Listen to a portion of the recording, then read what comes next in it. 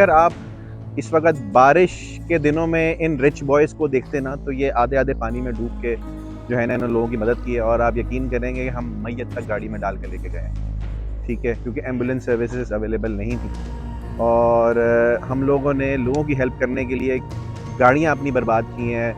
हमने जब बारिश के अंदर डेफ़िनेटली आपको पता है कि जब बोनट से ऊपर तक डिफेंस के अंदर पानी था, तो हमारी काफ़ी सारी गाड़ियों का नुकसान भी हुआ है, जो कि हमने रेस्क्यू मिशन के बाद अपनी गाड़ियाँ 2-2 दिन तक वर्कशॉप पे खड़ी करके उनको रिपेयर किया। तो हम लोग हर किस्म के इस तरह के रेस्क्यू मिशन में पार्टिसिपेट भी करते हैं। एन्जॉयमेंट हर किसी का हक होता है, वो हम जाके एन्जॉयमेंट भी करते हैं, अपने ऑफ-रोडिंग करते हैं। 160 के करीब 4x4 गाड़ियाँ हैं। तो हमने जो हमारी टीम है, तो ऑपरेशन रेस्क्यू ऑपरेशन जो हमने स्टार्ट किया, उसमें 50 गाड़ियों ने हिस्सा लिया।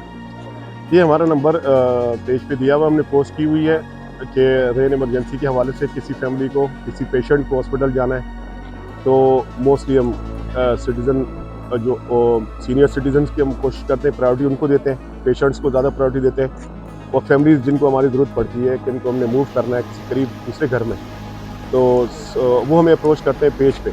हमारा नंबर दिया हुआ उसके ऊपर हेल्पलाइन का, तो उस पर तकरीबन एक दिन में 500 से 600 कॉल्स हमने रिसीव किए और उसमें मोस्टली किसी की गाड़ी ख़राब हो गई तो उसको भी हमने ठीक करके दिया। मैकेनिक्स हमारे साथ है, सारे हमारे पास सारे आलात, हमारी पूरी टीम एक है, प्रोफेशनल टीम।